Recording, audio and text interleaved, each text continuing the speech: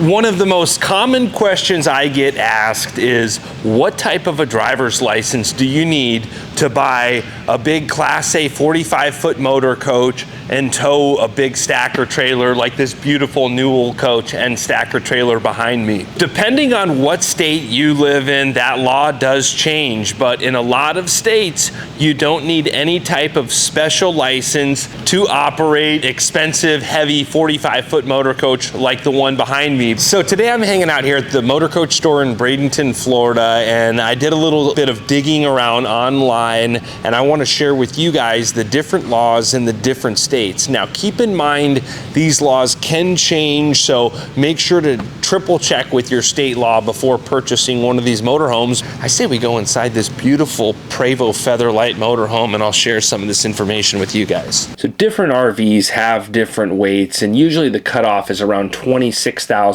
pounds. So a lot of the videos I make are of big, heavy motorhomes. Like this Prevost bus I'm in is north of 50,000 pounds. So keep in mind, the weight of the RV that you purchase will affect the laws in the different states. The first time I drove a 42-foot tag axle motorhome, I had no experience at all. I actually made a YouTube video about it. It was one of my first videos when I bought my Tiffin Phaeton down at North Trail in Fort Myers, and I had very little experience. I just had a regular driver's license out of Arizona. As long as I was able to sign on that dotted line, they threw me the keys, and I jumped on the interstate and drove 2,300 miles back to Arizona with no education at all. I would not recommend doing it that way. That was a little bit stressful but fun learning experience, and that was one of my first vlogs. So in a lot of states, you don't need any type of special license, and I've never really heard of anybody getting messed with by the police. Now,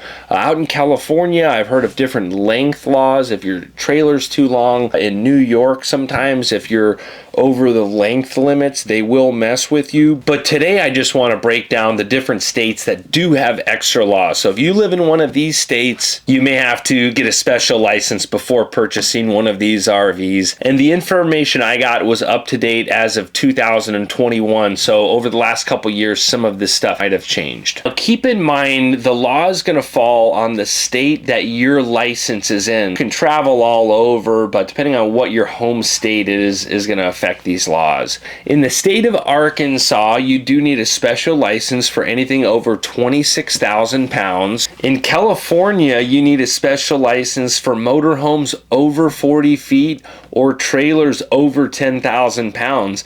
And when you look at the weight of a lot of the fifth wheels out there, I think there's probably a lot of people running around without a special license. I've never personally heard of anybody getting messed with out there. In the state of Hawaii, if you have an RV over the weight of 26,000 pounds, you need a special license. I don't know if there's any RVers out there from Hawaii, or any RVers in Hawaii. Please drop a comment below. I'd love to see what kind of RVs are out on the island there. If you live in Kansas, New Mexico, North Carolina, New York, or Maryland, you do need a special license for RVs over 26,000 pounds. In Pennsylvania, if you have a single or multiple vehicle weight over 26,000 pounds, you need a special license. And then Washington, D.C. is going to require a special license for RVs over 26,000 pounds, and Wyoming, RVs over 26,000 pounds, and if you're towing over 10,000 pounds. If you live in one of the states that I just mentioned and you want to make sure you're following all the laws, you may want to apply for a special license. And I think it would be a good idea for a lot of people because you can learn a lot. And I've seen some situations where some people that probably shouldn't be driving these coaches are behind the wheel. So I would definitely encourage anyone that's, a little bit on the edge to maybe go through a commercial driving school. And I think you can learn a lot about safety. And then there are other RV driving schools out there as well. I appreciate all of you that are subscribing to the channel and liking these videos. I hope you're all having a great day. Thanks again.